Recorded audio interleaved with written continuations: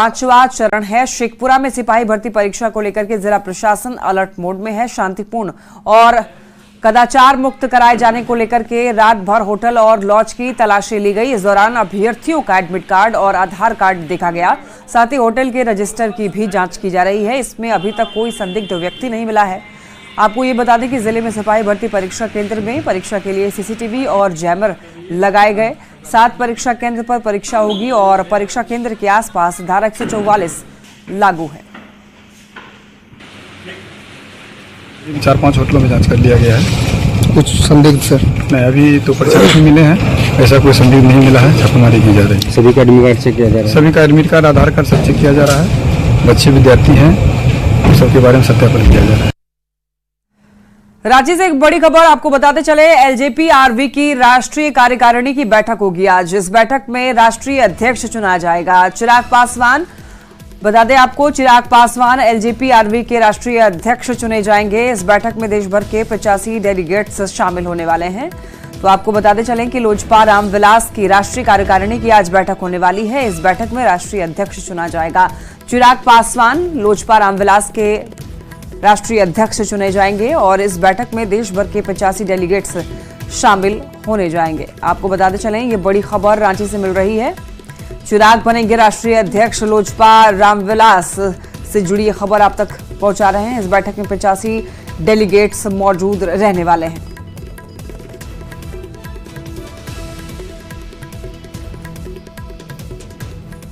Auto को पटना का life line माना जाता है। ऑटो दैनिक यात्रियों की बहुत बड़ी जरूरत को पूरा करता है, लेकिन हाल ही में कैबिनेट की ओर से कोडिंग के जरिए रोड पर ऑटो परिचालन के फैसले से ऑटो ई रिक्शा यूनियन ने गहरी नाराजगी जताई है। ऑटो ई रिक्शा यूनियन ने सरकार के फैसले को एकतरफा बताते हुए हड़ताल पर जाने का फैसला किया है। देखिए न्यूज़ 18 संवाददाता संजय कुमार की रिपोर्ट।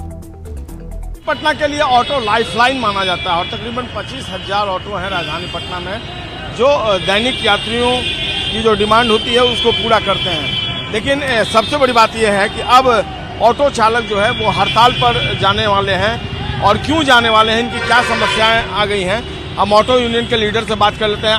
ये बिहार सरकार ने कैबिनेट में कानून पास किए हैं और उस कानून में है कि हर रूट का अलग अलग कलर कोडिंग करके रूट वाइज गाड़ी चलवाना है। अच्छी बात है, गाड़ी आप चलवाएं, लेकिन इस गाड़ी चलवाने में जो तकनीकी प्रॉब्लम है, जो समस्याएं हैं, उसको अनदेखी ये लोग कर रहे हैं। क्या प्रॉब्लम? प्रॉब्लम यह है कि मान लीजिए कोई फुलवारी शरीफ का ऑटो चालक है, अपने घर आता जाता है ऑटो लेके और गांधी मैदान में ऑटो चलाता है, तो इस आने जाने के दरमियान जो है उसका क्या होगा, पहला सवाल।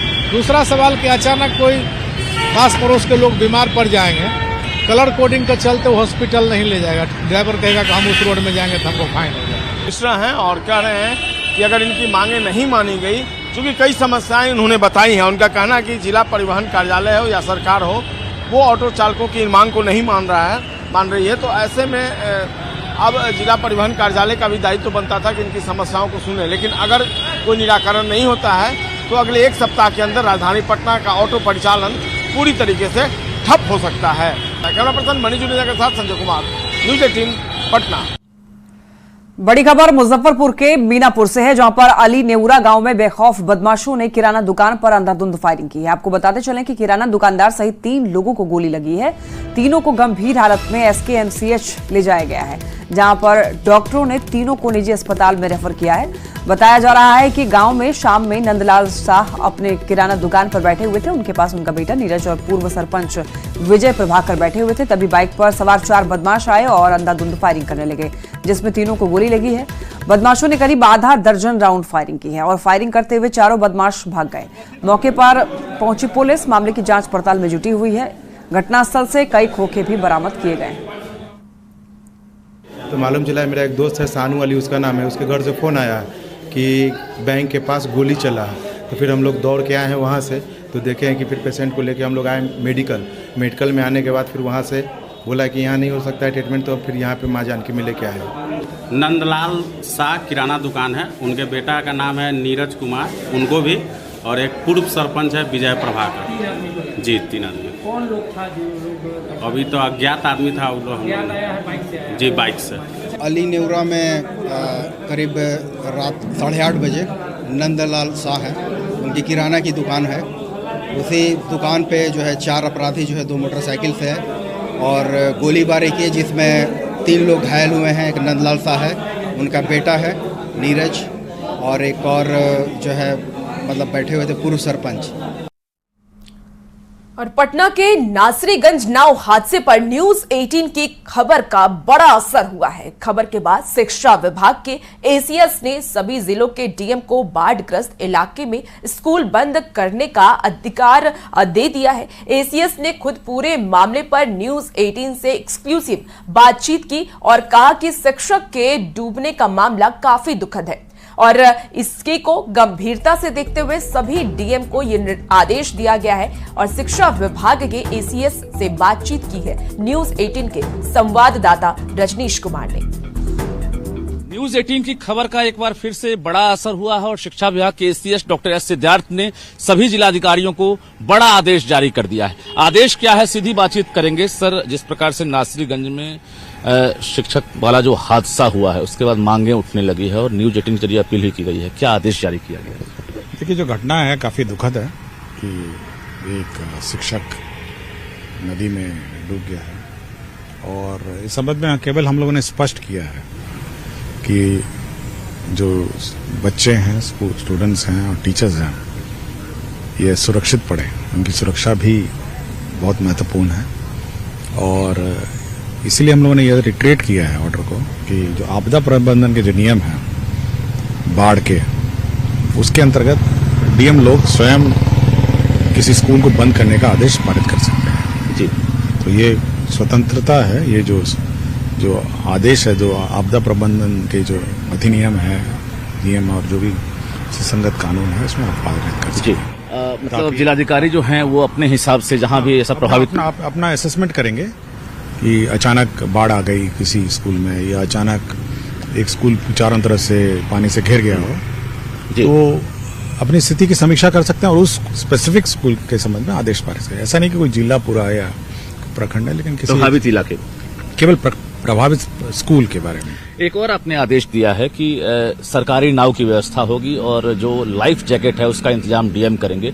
एक बड़ी चुनौती भी है इसमें, सरकारी नाव, गोताखोर, ये क्या लग रहा है तुरंत? जहाँ जल जमाव रहता है वहाँ अनुमान सरकारी नाव रहती है पब्लिक के आवागमन के लिए, ऐसा नहीं है, वो हर साल रहता है और सभी जिलों में इसकी व्यवस्था रहती है।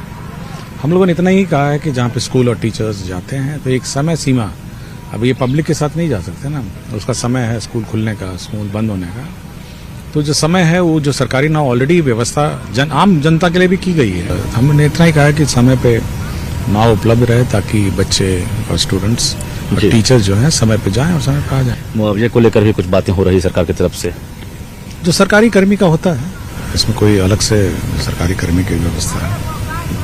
बहुत बहुत धन्यवाद। हमारे साथ डॉक्टर एस सिद्धार्थ थे और उन्होंने महत्वपूर्ण जानकारियां दी है कि जिस प्रकार से घटना हुई है, घटना काफी गंभीर है और इसको लेकर सरकार ने भी गंभीरता से एक आदेश जारी किया है। वो आदेश ये है कि अब जिलाधिकारी बाढ़ग्रस्त इलाके में अपने हिसाब से आदेश जारी कर सकेंगे कि स्कूल बंद रहेंगे या खुलेंगे। कैमरामैन दीपक के साथ रजनीश कुमार, न्यूज 18 पटना। बिहार में बाढ़ ने कब्जा कर लिया है। राजधानी पटना से लेकर के भागलपुर, सासाराम और मोतिहारी जिले के तमाम इलाके पानी की गिरफ्त में हैं और जनता परेशान है। प्रशासन पब्लिक को राहत पहुंचाने के दावे तो कर रहा है, लेकिन ये प्रयास नाकाफी लग रहे हैं। इस रिपोर्ट के जरिए देखिए। गांव-गांव, शहर-शहर पानी का कहर। बिहार में जल प्रलय, पानी का रौद्र रूप, मुश्किल में जिंदगानी, जनता की बड़ी परेशानी। पब्लिक कहे त्राहिमाम त्राहिमाम, आफत में जान। बिहार के अलग अलग शहरों से आई इन तस्वीरों को देखिए। जहां तक नजर जाती है वहां तक सिर्फ पानी ही पानी नजर आता है। सैलाब का ऐसा कहर है कि जिंदगी सिसक उठी है। गांव, घर, आंगन सब सैलाब के पानी में डूब गए हैं। सामान, राशन, अनाज सब बह गया है। लोगों के सामने खाने के लाले पड़ने लगे हैं। राजधानी पटना से आई इन तस्वीरों को देखिए, जहां गंगा का जलस्तर बढ़ गया है। गांधी घाट के पास पानी खतरे के निशान के पास पहुंच गया है। भद्रा घाट के पास गंगा सड़क पर बह रही है। राजधानी पटना सहित पूरे बिहार में एक बार फिर से झमाझम बारिश हुई और उसके बाद गंगा समेत तमाम नदियों का जलस्तर बढ़ने लगा है। राजधानी पटना में जितने भी गंगा घाट है वहां एक बार फिर से गंगा का जलस्तर बढ़ा है और एनआईटी की तस्वीर फिलहाल देखिए, जहां पर एक बार फिर से गंगा खतरे के निशान के पास पहुंच गई है। दूर दूर तक गंगा ही गंगा नजर आ रही है। भागलपुर के नवगछिया में गंगा नदी के विकराल रूप धारण कर लिया है। गोपालपुर धरहरा में बाढ़ जैसे हालात बन गए हैं। धरहरा का हेल्थ एंड वेलनेस सेंटर पूरी तरह पानी में डूब गया है। स्वास्थ्य कर्मी पानी में घुसकर स्वास्थ्य केंद्र जाने को मजबूर हैं। भागलपुर नवगछिया में गंगा का जलस्तर लगातार बढ़ रहा है। गंगा ने विकराल रूप धारण कर लिया है। अब गंगा का पानी ग्रामीण क्षेत्र में भी पहुंच गया है। तस्वीर देखिए, ये Dharhara health and wellness centre की तस्वीर है और पूरी तरह से ये हेल्थ एंड वेलनेस सेंटर में पानी भर आया है और जो स्वास्थ्य कर्मी है वो तकरीबन घुटने भर पानी में घुसकर स्वास्थ्य केंद्र पहुंच रहे हैं। और पूरी तरह से ये देखिए तस्वीर है, ये स्वास्थ्य केंद्र की तस्वीर है। दवाइयां है स्वास्थ्य केंद्र की, वो पानी में तैर रहा है। खास करके जो स्वास्थ्य कर्मी है वो यहाँ पर पहुंच रहे हैं और पानी में ही वो काम करने को विवश हैं। तो पूरी तरह से ये धरहरा का जो हेल्थ एंड वेलनेस सेंटर है वो डूब चुका है, लेकिन स्वास्थ्य कर्मी जो है वो समय पर स्वास्थ्य केंद्र पहुंचकर अस्पताल खोल रहे हैं। लेकिन जिस तरह से गंगा का जलस्तर लगातार बढ़ रहा है, ऐसे में सभी लोगों को परेशानी हो रही है। ये तस्वीरें मोतिहारी की हैं, जहां बूढ़ी गंडक नदी ने विकराल रूप धारण कर लिया है, जिसकी वजह से सुगौली के निचले इलाके जलमग्न हो गए हैं। सुकूल पाकड़ पंचायत के चिल झपट्टी में पानी घुस गया है। कैसरे हिंद बांध पर बसे कई परिवार सैलाब की चपेट में आ गए हैं। इन सब के आगे खाने पीने का संकट पैदा हो गया है। ये सब इसलिए क्योंकि नेपाल के तराई में ज्यादा बारिश हो रही है, जिसका पानी मोतिहारी को डुबो रहा है। जब पानी आता है तो डूब जाता है। सुगौली हम लोग को बर बाजार करने में बहुत ज्यादा दिक्कत होता है। अच्छा, यहाँ से ब्लॉक भी जाना पड़ता है तो पानी अभी हेल्प कर जाते हैं हम लोग। अच्छा, यहाँ से बाजार सुगौली हर एक चीज में महिलाओं को सबसे ज्यादा एक गांव में सबसे ज्यादा दिक्कत है। बाढ़ आ गया है तो इसीलिए पानी है इस पे। अच्छा, पानी कस के आ जाता है तो फिर क्या करते हैं आप? बहुत ज्यादा दिक्कत होता है इसमें आने जाने के लिए। सासाराम में भी लगातार बारिश हो रही है, जिसकी वजह से कई मोहल्लों में पानी भर गया है। ये तस्वीरें गीता घाट आश्रम कॉलोनी की हैं, जहां सैलाब का पानी घुटनों तक है और लोग परेशान। समस्या देखिए, पानी लगा हुआ है रोड पर, खाल में रोड है, ऊंचा हो नहीं रहा है। कौन मोहल्ला है, क्या है इसका, क्या नाम? बेदा गीता घाट आश्रम बोलता है। अच्छा, तो आने जाने में लोगों को क्या परेशानी हो रही है? देखिए हेल रहे हैं तो परेशानी आपको नहीं दिखाई दे रहा है। पानी हेल करके जाना है। कमोवेश यही स्थिति बाकी इलाकों की भी है। सैलाब के पानी को जहां मौका मिला वहां कब्जा कर लिया। पब्लिक परेशान है और आफत में जान है। बिहार पानी पानी हो गया है। Bureau report, news 18। और इस वक्त की बड़ी खबर सामने आ रही है। आज मन की बात कार्यक्रम होने वाला है। पीएम मोदी करेंगे मन की बात कार्यक्रम, तो देशवासियों को संबोधित करेंगे। प्रधानमंत्री नरेंद्र मोदी 113वें एपिसोड का होगा प्रसारण। सुबह 11 बजे होगा प्रसारण। तो आपको बड़ी खबर बता रहे हैं, जहां आज मन की बात कार्यक्रम होने वाली है। 113वां ये एपिसोड होगा, जहां प्रधानमंत्री नरेंद्र मोदी आज जनता को संबोधित करेंगे, अपनी मन की बात करेंगे। और इस कार्यक्रम की शुरुआत प्रधानमंत्री नरेंद्र मोदी ने इसीलिए भी की थी क्योंकि जनता तक अपनी बात पहुंचा सके, देशवासियों को विकास से अवगत करा सके, योजनाओं से अवगत करा सके। और इसीलिए आकाशवाणी के जरिए वो मन की बात कार्यक्रम करते हैं। आज प्रधानमंत्री नरेंद्र मोदी का ये कार्यक्रम होने वाला है, जहां पीएम मोदी मन की बात करेंगे, देशवासियों को संबोधित करेंगे। 113वें एपिसोड का आज प्रसारण होगा और 11 बजे इसका प्रसारण होना है।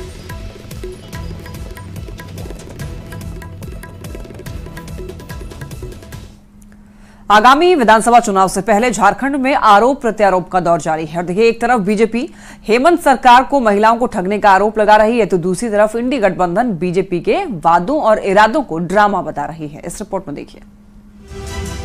एक तरफ झारखंड के मुख्यमंत्री हेमंत सोरेन मैया सम्मान योजना को लेकर जगह जगह कार्यक्रम कर रहे हैं, तो दूसरी तरफ विपक्षी दल मौका मिलते ही उनकी योजना पर प्रहार कर रहा है।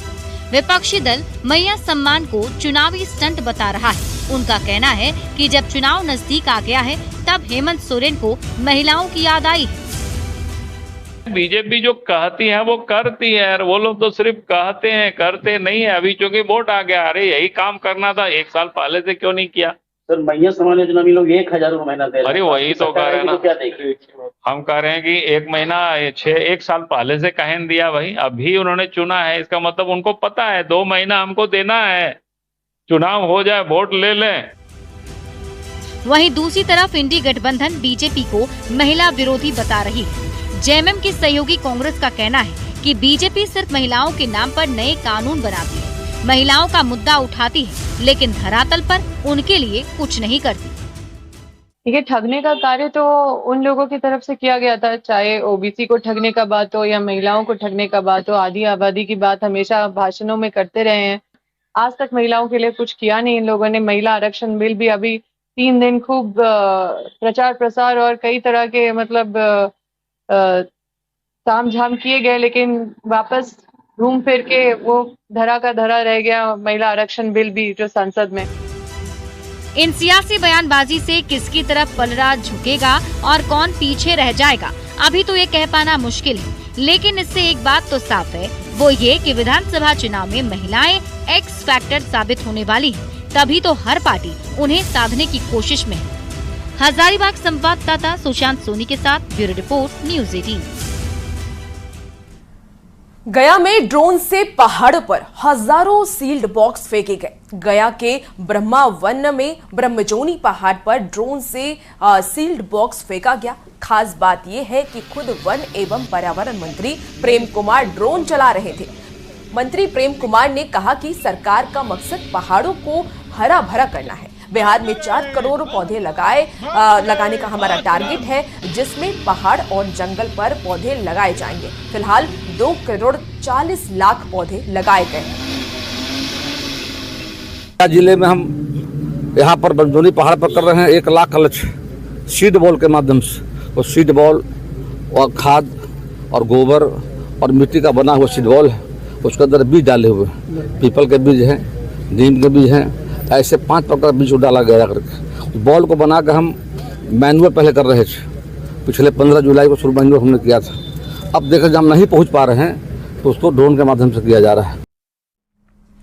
अब खबर दरभंगा से है, जहां पर उद्योग मंत्री नीतीश मिश्रा दौरे पर थे और इस दौरान मंत्री ने 50 दिवसीय hand block printing design workshop का निरीक्षण किया। इस वर्कशॉप में 30 ग्रामीण प्रतिभागी हिस्सा ले रहे हैं। हैंड ब्लॉक के अलावा Sujani, natural fibre, block making और मिथिला पेंटिंग के कलाकारों ने भी अपनी प्रतिभा का प्रदर्शन किया। इस दौरान उद्योग मंत्री ने भरोसा देते हुए कहा है कि ग्रामीण महिलाओं के बनाए हुए इन उत्पादों को बाजार दिलाने के लिए उद्योग मंत्रालय पूरा प्रयास करेगा। के लोगों में हमारी जो स्थानीय महिलाएं हैं उनको प्रशिक्षण देने के बाद कैसा हम बेहतर उनसे हम वो कार्य कर सकती हैं, उसका एक बहुत बड़ा उदाहरण पिंडारुक्ष गांव ने आज प्रस्तुत किया है। और मेरी इच्छा है कि यहाँ जिन लोगों ने सीखा है इनको कैसे हम मुख्य धारा में लाएं, इनको बाजार कैसे मिले, राष्ट्रीय और अंतर्राष्ट्रीय मंच यहाँ के जो शिल्पकार हैं, जो कलाकार हैं, उनको हम कैसे दें, उस पर विभाग एक कार्य योजना बनाकर काम करेगी। ना सिर्फ इस गाँव के लिए बल्कि वैसे सभी गाँव में जहाँ पे इस तरह की संभावनाएं हैं। बिहार का शिक्षक प्रशिक्षण संस्थान डाइट यानी कि district institution of education and training अब गुलजार नजर आ रहा है। इन संस्थानों में शिक्षक, ट्रेनर और ट्रेनी को न सिर्फ ट्रेनिंग की बेहतर सुविधाएं प्रदान की गई हैं, बल्कि आवासीय सुविधा का भी इंतजाम है। पटना जिले के विक्रम में डाइट इन्हीं संस्थानों में एक है।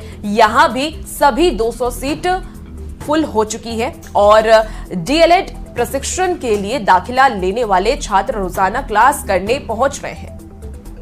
बिहार के युवाओं में टीचर बनने का क्रेज लगातार बढ़ता जा रहा है। यही वजह है कि राज्य के अलग अलग डाइट कॉलेजों में अब सीटें नहीं बच रही है, यानी सभी सीटें फुल रह रही है। और राजधानी पटना से लगभग 40 किलोमीटर की दूरी पर जो डाइट विक्रम है, यहां पर की जरा तस्वीर देख लीजिए, किस प्रकार से जो युवा हैं वो अब डाइट में ट्रेनिंग लेने के लिए पहुंच रहे हैं। यानी डीएलएड कोर्स है उसमें इन लोगों ने दाखिला कराया है।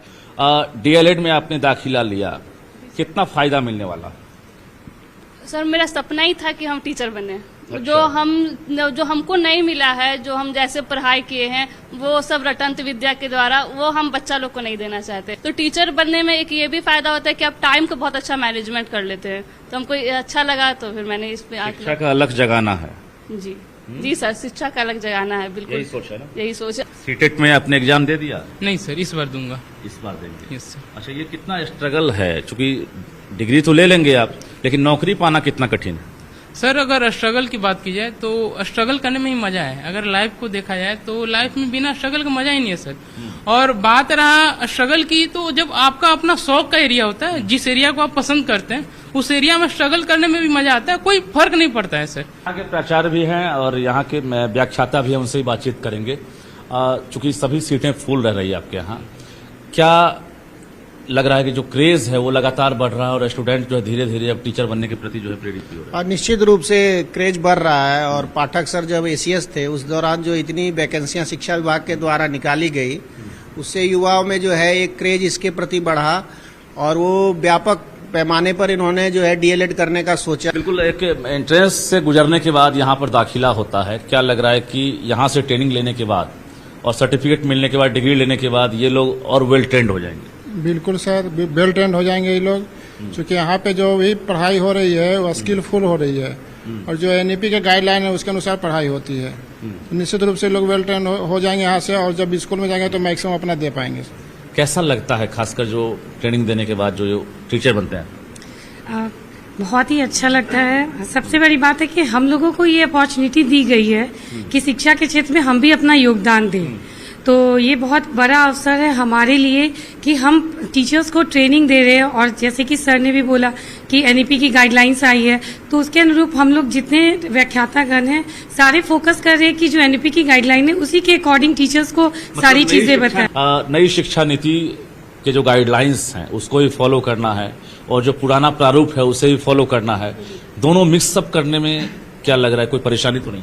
नहीं, किसी भी तरह की कोई परेशानी नहीं होती है। जैसे न्यू एजुकेशन पॉलिसी आई है 2020 और उसके आधार पर हमें बच्चों को बताना होता है। क्या संदेश देना चाहेंगे, क्योंकि ये लोग सभी टीचर बनेंगे और जब भी वैकेंसी निकलती है तो बड़ी संख्या में जो है एक फौज खड़ा हो जाता है टीचर का, तो क्या लग रहा है कि यहाँ से जो निकलेंगे टीचर बनेंगे, क्वालिटी एजुकेशन पर कितना बल मिलेगा? नहीं, पहली बात तो ये है कि अब जो है एडमिशन में के वक्त ही शॉर्टलिस्ट हो रहा है कैंडिडेट, तो मार्क्स को अब इंक्लूड नहीं किया जा रहा है। तो इनका जो एग्जाम के थ्रू, जो एंट्रांस के थ्रू जो एडमिशन हो रहा है, तो क्वालिटी वाले स्टूडेंट आ रहे हैं। अब इन लोगों का कंपटीशन जो है और ज्यादा बढ़ गया है। ये यहाँ से अगर ट्रेनिंग लेने के बाद, डिग्री लेने के बाद टीचर बनेंगे तो निश्चित रूप से क्वालिटी एजुकेशन का सरकार का सपना है वो जरूर पूरा होगा। कैमरामैन दीपक के साथ रजनीश कुमार, न्यूज 18 विक्रम, पटना। और फिलहाल इस बुलेटिन में इतना ही। खबरों का सिलसिला न्यूज 18 बिहार झारखंड पर जारी रहेगा।